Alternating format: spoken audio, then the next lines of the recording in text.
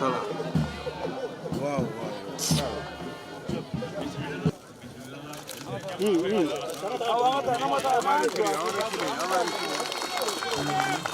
bouger ensemble. On va bouger non, ça dit.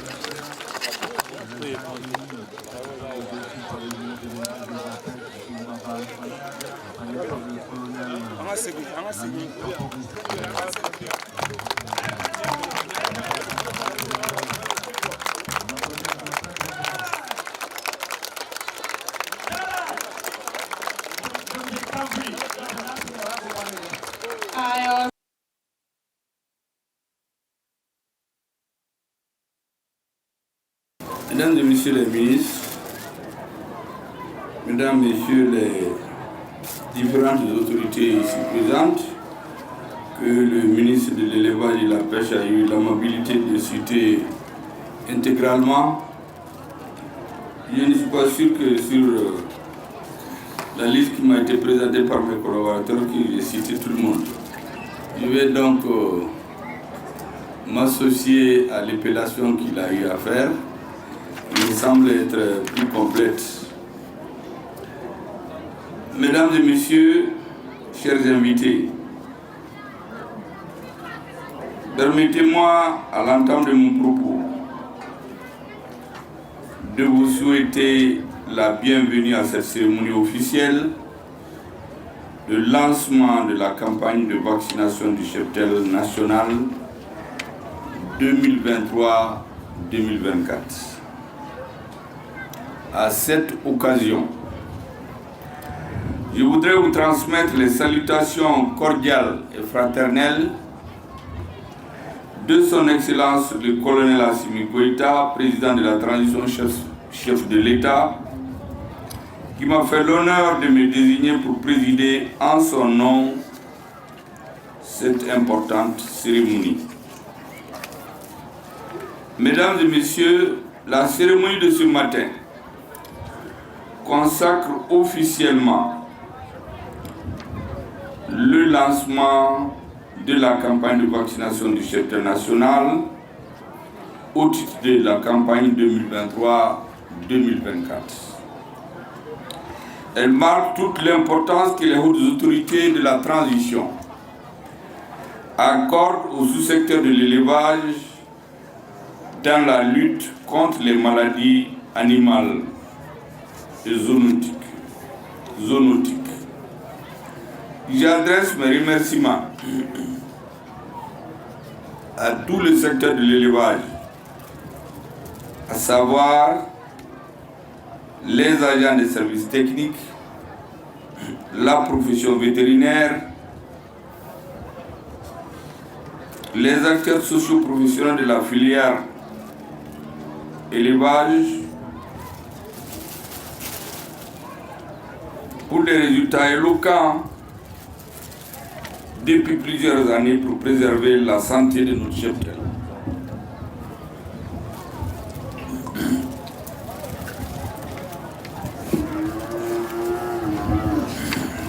Je remercie également les partenaires techniques et financiers qui nous accompagnent dans la vaccination du cheptel et dans l'amélioration de la santé de nos animaux. Mesdames et Messieurs, l'objectif de la campagne de vaccination du cheptel national est de mobiliser tous les acteurs afin de réduire l'incidence des maladies par une augmentation du taux de couverture vaccinale et d'assurer une surveillance épidémiologique efficace. À cet effet, cette année, toutes les espèces sont concernées par la vaccination qui touchera 76 636 645 têtes. Ce chiffre important, mesdames et messieurs, mobilisera 125 agents des postes vétérinaires non affectés au mandat sanitaire, 159 vétérinaires titulaires du mandat sanitaire, 400 agents d'appui, 14 millions de doses de vaccins, 475 millions de francs CFA du budget national. Au regard de ces moyens, j'invite M. le ministre de l'Élevage et de la Pêche à veiller au suivi de la mise en œuvre de la campagne de vaccination de façon scrupuleuse. Mesdames et messieurs, pour rappel, les différents intervenants l'ont déjà dit, mais j'insiste là-dessus, l'élevage est une activité économique majeure de notre pays et reste le premier élément d'intégration économique de la sous-région. Il a été rappelé ici que dans l'espace CEDEAO, nous sommes les seconds. L'espace UEMOA, nous sommes les premiers. Qu'en matière d'exportation, après l'or et le coton, vient l'élevage. Mais en termes sous-régionaux, l'élevage est le premier parce que le coton et l'or vont au-delà des océans. L'élevage, c'est essentiellement dans la sous-région. On peut dire donc que c'est le premier produit d'exportation contribuant à l'intégration économique de la sous-région. À titre d'exemple, l'élevage joue un rôle stratégique concernant les questions de nutrition, de sécurité alimentaire et d'environnement dans la sous-région. Deuxièmement, à travers la transhumance, l'élevage constitue un cordon ombilical qui lie notre pays à plusieurs États de la région du Sahel et du Golfe de Guinée. Troisièmement, 87% des 70 millions environ d'habitants des 3 pays de l'Alliance du Sahel sont concernés par l'élevage et 20% en tirent l'essentiel de leurs moyens de subsistance. Les productions animales se placent au premier rang des recettes totales d'exportation des produits agro-silvo-pastoraux. Pour ce qui est de la contribution de l'élevage au produit national, le ministre de l'Élevage en a éloquemment parlé. Je vais donc en faire l'économie et dire que le défi de la lutte contre les maladies animales est à notre portée. Il nous appartient tous d'être à la hauteur des missions assignées. C'est pourquoi j'invite les producteurs à faire vacciner leurs animaux et j'engage tous les acteurs, chacun dans son rôle, dans le rôle qui est le sien, à la réussite de cette campagne de vaccination du cheptel national. Le gouvernement, à travers la campagne de vaccination, vise la réduction de l'incidence et l'éradication des 12 maladies prioritaires du secteur de surveillance épidémiologique dont la moitié présente un danger potentiel pour la santé animale, à savoir la tuberculose, la brucellose, les salmonelloses, le charbon bactérien et la rage. Mesdames et messieurs, je voudrais adresser de façon particulière mes remerciements à tous les acteurs de la filière élevage, les éleveurs, la profession vétérinaire, les services techniques de la santé animale et la santé publique vétérinaire, pour leur engagement chaque année dans la lutte contre les maladies animales. J'adresse notre gratitude aux partenaires techniques et financiers qui accompagnent dans la vaccination de notre cheptel, dans le cadre des principes fondés sur le respect de la souveraineté de l'État, des choix souverains du peuple et la défense de ses intérêts, comme stipulé dans notre Constitution. Mesdames et messieurs, vous savez, je lis beaucoup la presse. J'ai vu récemment des journalistes et même des opposants. Vous savez, entre nous politiques, nous sommes des cousins. Certains m'ont beaucoup chahuté. Ils disent que le Premier ministre, chaque fois qu'il va, il fait de hors-sujet. Mais ceux qui n'ont rien compris, pourquoi il fait ce hors-sujet? C'est pas lui qui est hors-sujet, c'est le sujet qui est hors de sa vision générale. En réalité, le rôle du Premier ministre, c'est bien de dire des discours, Mais dans la compréhension que je me fais, il a un rôle de messager, de sensibilisation en permanence chaque fois que les citoyens sont regroupés pour revenir autant qu'il faut sur ce qui est d'actualité dans le pays. Beaucoup auront remarqué d'ailleurs que depuis 2 ou 3 mois, je parle beaucoup de l'histoire du Mali, qui est très peu connue par la jeunesse, de l'histoire du Nord et des femmes. C'est l'essentiel des discours. C'est que le journaliste qui parle d'un sujet ne comprend rien du tout de la communication telle que je la conçois en cette période. En vérité, vous savez, les ministres qui sont présents, on croit que c'est une obligation. Mais c'est très facile de faire l'école buissonnière en se faisant malade ou avoir mal à la dent, ou comme certains le disent, le pneu est crevé sur le pont et puis il n'a pas pu venir. Mais je constate qu'à chaque fois qu'un ministre a un événement, il y a beaucoup qui se font le devoir d'être présent. J'ai été dans beaucoup de gouvernements, je sais comment ça se passe. Et j'avoue que la marque de solidarité dont les ministres font preuve actuellement autour de leurs camarades, c'est impressionnant. Je voudrais donc féliciter tous ceux qui ont pris sur leur dimanche. Les femmes, vous savez que les dimanches, c'est les jours où elles sont beaucoup dans le social. Elles ont fait l'effort d'être présentes à côté de leurs camarades pour vraiment montrer leur solidarité. Je voudrais aussi remercier nos artistes, les Nyogola. Ce qu'ils ont dit en réalité, c'est tout un livre qu'ils ont écrit. Vous avez vu comment tout le monde a compris ce qu'ils étaient en train de faire. C'est un véritable travail de sensibilisation pour nous enseigner, pour comprendre à tout le monde, faire comprendre à tout le monde, les populations, les dirigeants, tous les acteurs. Chacun voit dans leur présentation ses obligations. Les vétérinaires sont particulièrement salués aujourd'hui. Et ce n'est pas un hasard, c'est leur jour. Notre alimentation dépend en grande partie de la santé de nos animaux et bien sûr du travail des vétérinaires. Beaucoup ont parlé de la prise de Kidal par nos femmes.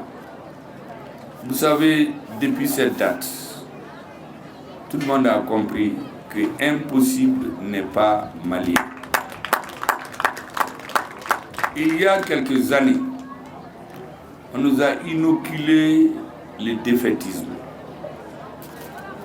Tout le monde dit on ne peut pas aller à Kidal. Quand nous avons dit à l'ONU que nous demandons à nos partenaires qu'on se sépare à l'amiable, pour les raisons que nous avons déjà comprises. Il y a beaucoup de grands diplomates, de grands militaires qui ont dit dans les coulisses, ce n'est pas possible. Les Maliens font les fanfarons. Parce qu'il y a des pays africains, on a demandé à l'ONU, aux forces d'interposition de quitter depuis 2018, mais ils sont partis nulle part. Donc les Maliens font du bruit. En réalité, les forces internationales ne pourront pas quitter. Il y a même un président qui nous met en garde. Il dit, mais si les forces internationales quittent chez vous, qu'est-ce que vous allez devenir? Donc, ils étaient sûrs qu'on ne pourra rien faire. Et certains terroristes ou leurs porte-parole habillés sous le couvert de mouvements signataires, qui sont dans les médias, nous disent on va se retrouver sur le terrain, on verra là-bas, le terrain va commander. Nous ne leur avons rien dit. Notre ministre des Affaires étrangères a été porté le message du peuple malien à l'ONU et notre armée, sous la haute direction du président de la transition, j'allais dire la direction clairvoyante, et la détermination de notre ministre de la Défense. Certains qualifient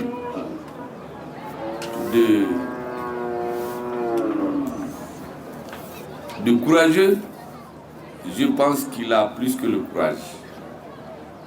Les chefs militaires du Mali, mais surtout les hommes sur le terrain, dont certains se moquaient il y a quelques années, ont démontré avec le tournant de Berre que ce que nous avons dit va se réaliser. Lorsque nous avons pris Berre, les adversaires s'étaient tellement déstabilisés, tellement on a faussé leur plan, qu'ils se sont réorganisés avec l'appui des forces étrangères, des services secrets, pour aller tomber sur des populations innocentes. Sur le bateau Tombouctou, encercler la ville de Tombouctou, paniquer les populations de Gao, mais je crois qu'ils se sont trompés, et d'époque, et des peuples, et surtout de la détermination des forces armées maliennes qui ont décidé de laver cet affront face à l'histoire. Et lorsque ils faisaient des explosions contre des civils dans les camps militaires, les populations de Gao se sont mobilisées dans les mosquées. Les imams galvanisaient la population et disaient aux terroristes que 2023 n'est pas 2012, qu'elles sont prêtes aujourd'hui à relever le défi. Quelques jours plus tard, j'avais dit devant tout le monde que les bases, l'armée malienne, l'État malien va les prendre. Certains ont pensé que c'est de la fanfaronnade, ils n'avaient rien compris. Au Mali, les dirigeants actuels du Mali, lorsque nous disons quelque chose, qu'on va le faire, ça veut dire qu'on a fini le travail. Quand j'avais dit qu'on va prendre Kidal, certains ne savaient pas que le travail était fini au niveau de la hiérarchie militaire. Le président, le chef suprême des armées, le ministre de la Défense, les chefs militaires, les hommes de terrain avaient fini leur travail de réflexion. Il s'agissait de passer à l'action. Et quand ils sont passés à l'action, c'est que ceux avec qui nous devions nous retrouver à 6 heures, on arrive. Ils nous ont dit non, ils ont quitté depuis la nuit parce qu'ils sont en insécurité. Mais les forces qui sont venues nous sécuriser, elles-mêmes sont en sécurité, elles ont fui. Mais ça, c'est quoi ça? Mais nous n'avons rien dit. Nous avons dit aux terroristes qu'il ne faut rien attendre. Ils ont miné autour de Kidal. On leur a transmis des blindés. Ils se sont dit que ça va être l'hécatombe. Ils ont préparé leurs médias pour intoxiquer l'opinion internationale. L'armée malienne, le chef suprême des armées, le ministre de la Défense, les chefs militaires ont résolu le problème de façon magistrale. L'armée malienne est rentrée à Kidal, chien Mawouli Kabafanka. Tellement chien Mawouli Kabafanka que la CEDEAO a fait un sommet, ils ont oublié de parler de Kidal. On a passé tout le temps à prendre des sanctions contre nous à cause d'un problème qui vient de Kidal. Nous sommes allés prendre Kidal et puis ils ont tous oublié. Personne n'en a parlé. Nos populations sont mortes sur le bateau et à Gao et à Tombouctou. On a pris Kidal. Ils n'ont rien dit de cela. Même une condoléance adressée à notre président. Je crois que les Maliens doivent comprendre à partir de ce moment que notre dessein, ce n'est que dans nos mains. Personne ne viendra de l'étranger venir mourir pour les Maliens. C'est nous qui devons assurer notre souveraineté.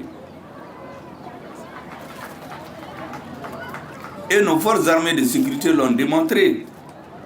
Depuis des mois, je disais à tout le monde que le peuple malien en avait assez. Il a attendu jusqu'à ce que les soldats se sont levés. Où est mon bon malien là? C'est pourquoi je les appelle les monébodéons. Je l'ai dit aux soldats sur le terrain il y a plusieurs mois. Il y en a qui se demandaient, mais avec son bambara tordu là, il est en train de nous faire hurler. Ce que moi j'entendais. Moi,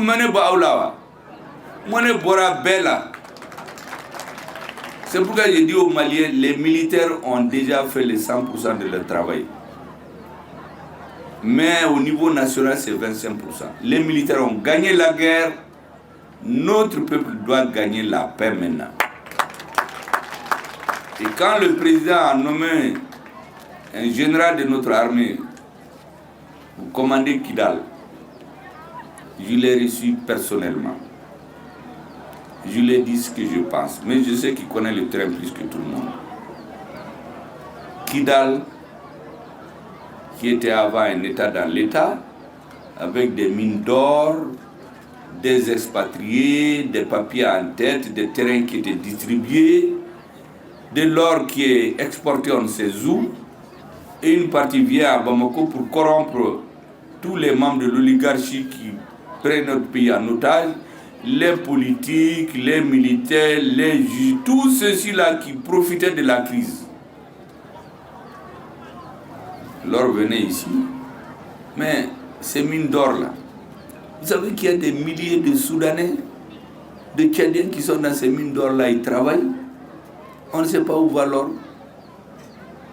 Et ceux-là qui sont à la base de la crise, qui pactisent avec les terroristes, eux, ils ont des villas à Bamako, ils ont des maisons, leurs enfants sont dans les grandes écoles, mais personne n'étudie à Kidal. Et tout le monde a perdu. La peur à partir d'aujourd'hui, grâce à Dieu, grâce à notre armée, la peur a changé de camp. Et le gouverneur de Kidal, comme tous les autres gouverneurs, doit avoir le soutien et la confiance de tous les Maliens. Après Kidal, je parle souvent des femmes. Beaucoup ne comprennent rien du tout. C'est messieurs qui parlent d'hors sujet. Quand on parle des femmes, on ne fait jamais d'hors sujet. La vie même, c'est elle. Lorsque vous apprenez, vous êtes à des hautes responsabilités. Vous apprenez qu'il y a des hommes qui coupent les mains de leurs femmes. Votre femme, vous coupez les bras. Vous le cassez, vous lui enlevez l'œil. Vous la brûlez jusqu'à ce qu'elle meure. Mais quand vous parlez de ça, où est leur sujet? Je dis dans une société, et surtout celle que nous voulons construire pour le Mali, la femme doit être épanouie. Quand dans une société, les femmes ne sont pas épanouies, la société ne peut pas avancer. La femme, c'est notre fille, c'est notre soeur, c'est notre mère surtout. C'est notre femme surtout. Et c'est notre grand-mère. Tous ceux qui viennent parler devant vous là, ils ont passé par les mains de ces personnes. Elles vous portent 9 mois. Elles sont malades. Elles supportent tous vos caprices. On vous apprend tout dans la vie. La grand-mère vous fait tout. Et vous venez un jour parce que vous avez la force, vous tombez sur une femme qui est d'ailleurs votre épouse pour la tuer avec le feu, pour lui couper les mains, pour lui enlever un œil. Mais c'est de la lâcheté. Les hommes qui font ça doivent être combattus dans notre société. Il y a des traditions dans chaque localité. Bon, tu peux frapper ta femme amicalement parce qu'il paraît que chez les amis des parents sarakorés là, il paraît que quand tu ne frappes pas ta femme souvent, elle dit que tu ne l'aimes pas beaucoup. Mais il faut taper doucement. Que parce que tu n'es pas jaloux. Il faut frapper doucement. Mais aller casser les pieds, mais ça c'est quoi ça? Il va pas donner. Comme chez vous c'est comme ça. En tout cas chez nous on ne frappe pas les femmes. Ni un muso boko kolon ita chena. C'est comme ça que quand j'ai reçu récemment les femmes rondes, J'ai dit, écoutez, dans les pays, là, chacun a ses traditions-là.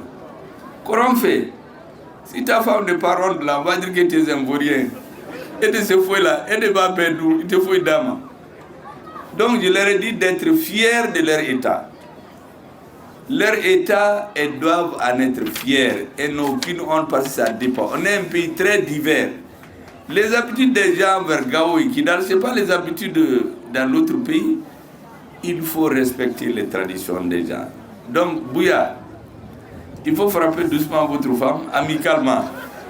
Si jamais vous l'agressez, le ministre de la Justice, on lui a demandé qu'on va changer les lois. Tous les gens violents dans notre société, nous allons les combattre. Et je vous vois rire, mais les garçons aussi vont se fâcher contre moi. Je le dis souvent, il paraît que les garçons là, je fais rire les hommes. Ou bébé, quand leur papa et la maman appellent, ils sont toujours sur répondeur. Mais si la fiancée appelle là, ils prennent le téléphone dès la première sonnerie. Alors que les filles là, donc vous voyez comment on se complète dans la société. On n'est pas des égaux, on est complémentaires. L'autre chose que je voulais dire, je voulais saluer les agents de LCV, le laboratoire central vétérinaire. Vous savez, beaucoup ne connaissent pas les travaux techniques que ces hommes font. Moi, j'en suis témoin. En 2002, il y a un pays puissant qui a décidé d'exporter vers notre pays de l'huile frélatée qui était périmée depuis 1999. Ils ont passé par des gros opérateurs qui ont beaucoup d'argent, avec des diplomates qui viennent même nous menacer. Mais vous savez, c'est qu'ils m'ont amené des gros papiers, des analyses à l'extérieur, qu'il n'y a aucun produit, il n'y a aucun poison dans le produit. Je leur ai dit, vous écoutez, nous on a un laboratoire qui s'appelle le laboratoire central vétérinaire. Ces résultats pour moi là, après les analyses, après les prescriptions de Dieu là, c'est leurs analyses qui sont mieux. Vos analyses venues de l'extérieur là, gardez-les pour vous. Et le LCV a tranché pour dire que ce produit est périmé finalement contre les forces de l'argent, contre les forces politiques, contre tous ces truands là. C'est le LCV qui a fait le juge. Et moi je m'en suis tenu à leur jugement. J'ai même dit à certains, cette huile-là, nous les ministres, on ne va pas manger. C'est dans les marchés qu'on vend à 10 francs, 20 francs. C'est pour ceux qui n'ont pas les moyens. Si on laisse passer, la population va s'empoisonner, mais ce n'est pas les ministres qui vont s'empoisonner. Mais ils sont tellement puissants, ces messieurs-là. Ils se sont organisés, ils ont fait traîner. 600 fûts, je fais arrêter à l'aéroport. Ils sont allés monter les douaniers que le ministre de l'Industrie et du Commerce est contre. C'est le LCV qui a fait l'arbitre, qui a tranché entre nous. Et le problème a été résolu comme ça. On n'a pas pu empoisonner notre population grâce à la vigilance et la détermination de nos ingénieurs du LCV.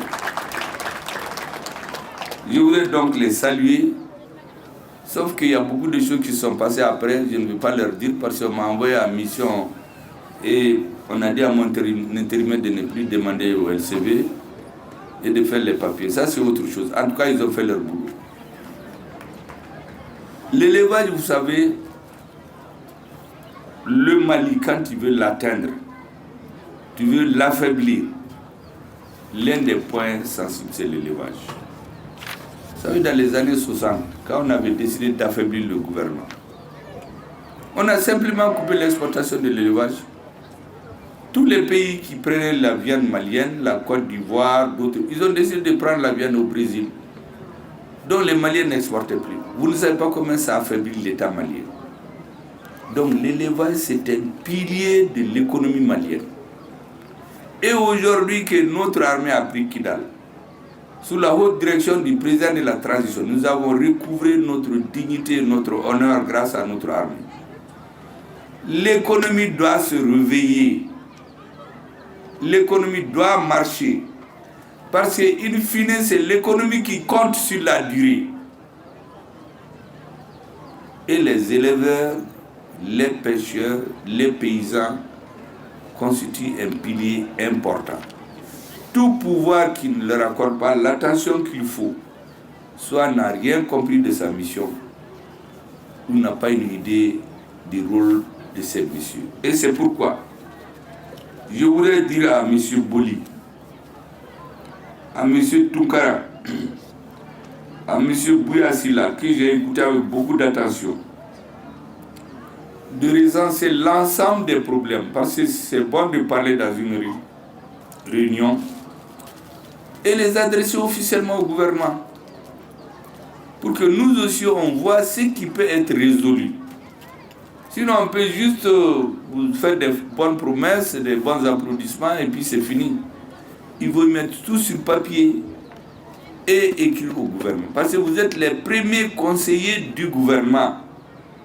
Au lieu d'aller prendre des cabinets pour lesquels j'ai beaucoup de respect et dépenser beaucoup d'argent, mais il y a des cabinets gratuits. Faites un mémo que vous adressez au gouvernement en disant les problèmes auxquels vous faites face. Et le gouvernement va les examiner. Ce qui est possible, on va le faire.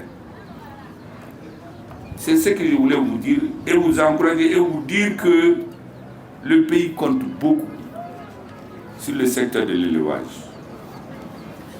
J'ai même dit au gouverneur que le bœuf qui a été offert au ministre, bon, je suis tellement content des soldats, je lui ai dit de me chercher une base militaire ici. Je vais donner aux soldats, ils vont bien déjeuner avec ce gros bébé là,